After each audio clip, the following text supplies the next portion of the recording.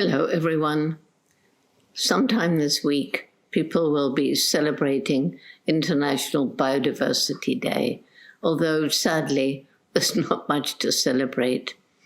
I've lived on planet Earth for almost 90 years, and during that time, I've seen so many changes, including those affecting the environment. As a child, growing up in the UK, I spent hours in our garden watching the animals, birds, and insects. Now, 80 years later, due to the use of pesticides and herbicides, pollution, habitat destruction, and other harmful activities, our garden has lost over half of the bird species and probably around 80% of insects. When I was young, you couldn't leave a window open at night if there was a light on, because almost instantly your room would be full of moths and other night insects. Now, I'm excited if one moth flies in. And as we're now aware, insects, and remember they form a major part of the diet of countless animals, they're decreasing at an alarming rate worldwide. And this includes bees and other pollinators that we rely on to fertilize our crops. Sadly, we're in the midst of the sixth great extinction of plant and animal species, and this one is caused by human activities, caused by our disrespect of nature and the unsustainable way that we're plundering our planet's finite natural resources. It's important to stress that loss of biodiversity is increasingly triggered by climate change. A major impact of climate change on biodiversity is the increase in the intensity and frequency of hurricanes and typhoons, flooding, periods of drought, heat waves, and the terrible wildfires. And this adds to the threats to biodiversity already caused by habitat destruction, pollution, ocean acidification, growth of human and livestock populations, and so on. In other words, slowing down climate change and protecting biodiversity go hand in hand. Sadly, so many have become disconnected from the natural world today. Young people are preoccupied with social media and video games, and their parents have long work hours.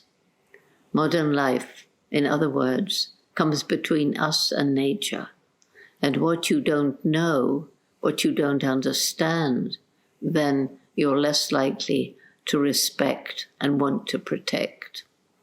It's our disrespect of the natural world that's led to climate change and biodiversity loss. It's so important that we all understand that we're part of the natural world and we depend on it for clean air, water, food, everything. But what we depend on is healthy ecosystems. An ecosystem, as I learned at Gombe, is made up of a complex and interdependent mix of plants and animals, each one with a role to play. I imagine it as a beautiful living tapestry, and each time a species goes from that ecosystem, it's as though a thread is pulled from the tapestry, and if enough threads are pulled, the tapestry will hang in tatters, and the ecosystem will collapse, and that is happening around the world today. So it's clearly of great importance that we work hard to protect existing intact ecosystems where they exist and to restore those that are damaged, which are everywhere. We must create a balance between present human need and protection of the environment for future generations. At the moment, though, we're so often using nature's finite natural resources for immediate gain without thought of the future. Fortunately, there are many organizations today working on creating a more sustainable relationship with the natural world. And nature is amazingly resilient. if we give her a chance. Places that have been utterly destroyed, such as an abandoned quarry or a terribly polluted river or lake, can, with time and some help, once again begin building up the diversity needed to make up a healthy ecosystem. It was in 1960 that I began my chimpanzee research in Tanzania. The Gombe National Park, where, by the way, we're still studying the chimpanzees, was part of the great forest belt that stretched across equatorial Africa. 20 years later, the park was just a small island of forest surrounded by bare hills. More people were living there than the land could support, and they were cutting down trees simply to make more land to grow crops to feed their growing families or to make money from timber or charcoal. Poor communities struggling to survive. So in 1994, JGI, Jane Goodall Institute, Tanzania, initiated a really successful, holistic, community-led conservation project, TAKARI. It's our method of community-led conservation. We started in the 12 villages around Gombe.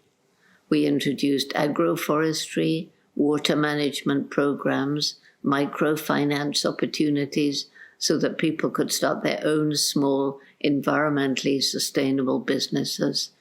And we tried to get as many scholarships as possible to give girls a chance of higher education. Everywhere it's been shown that as women's education improves, family size drops. And back then, they were having 8 to 10 children per woman. We provide family planning information, which is really well received.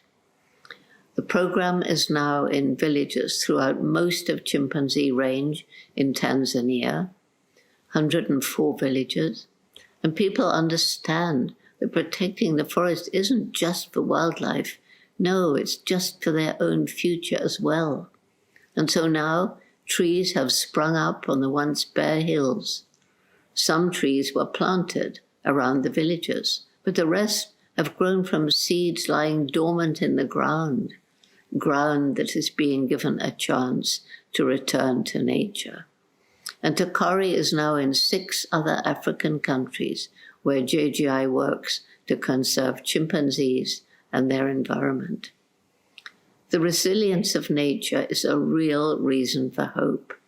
Once nature is respected and habitats are protected or restored, animals that were endangered can be given another chance. There are so many examples around the world. I'm really encouraged by the growing number of rewilding programs, and these are very successful in some countries where large areas have been set aside for wildlife. In some cases, animal species that have been extinct for hundreds of years have been successfully reintroduced. And increasingly, we realize the importance of green corridors linking protected areas, because these allow animals to move in search of food or mates. Young males can move out to start their own territories. Even simple actions, such as the decision to let wildflowers grow along the verges of the roads, make a big difference, especially for butterflies and other insects. And more bridges over and tunnels under main roads are being built, and these give animals a chance to cross the roads in places where this is a main highway for them. Another reason for hope is the energy and commitment of young people once they know the problems and are empowered to take action. Back in 1991, even back then, I found that young people were losing hope. They were angry, depressed, mostly just apathetic. I asked them why they felt that way. Well, our future is being destroyed, they said, and there's nothing we can do about it. But, I told them, there was a window of time to start healing the harm we've inflicted, but that we must take action. And so it was that JGI's humanitarian and environmental program for young people began, Roots and Shoots. Its main message: every individual, that means all of us, makes an impact on the planet every single day. And each one of us can choose the kind of impact we make. Every group chooses, it's bottom up, not top down. They choose 3 projects: one to make the world better for animals, one to make it better for people, one to make it better for the environment. Roots and Shoots is now in 68 countries with members from preschool through university, hundreds and thousands of young people. These groups are planting trees, cleaning up beaches, raising awareness about environmental issues. They're making an impact in their communities and inspiring others to do the same. And they're influencing their parents, grandparents, and teachers. Because we began Roots and Shoots over 30 years ago, many members who started back then are now adults, and some have gone on to become leaders in protecting the environment and its wildlife. All of them respect the natural world. It's so urgent that each one of us plays a role in reversing loss of species and climate change. We must remember that each one of us makes an impact on the planet every day. And so let's make ethical choices in what we buy, eat, and wear, how we interact with people, animals, and nature.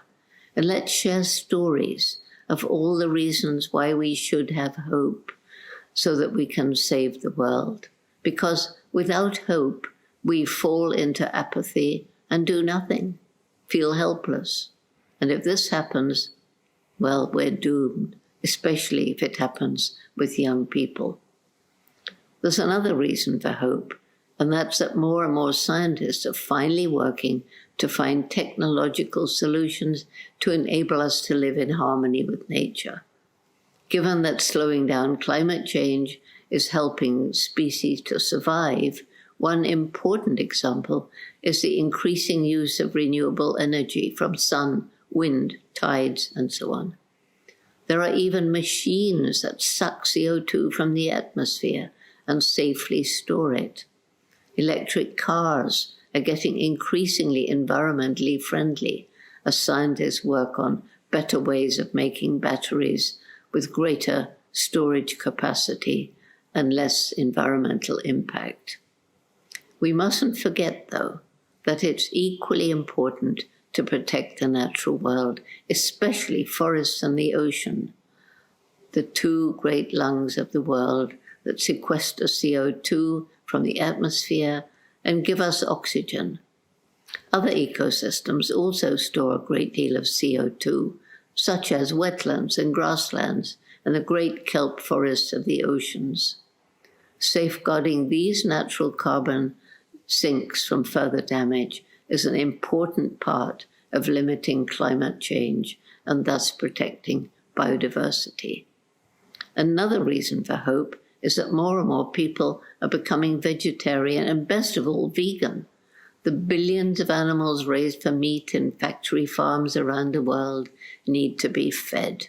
Huge areas of nature are cleared to grow grain to feed them.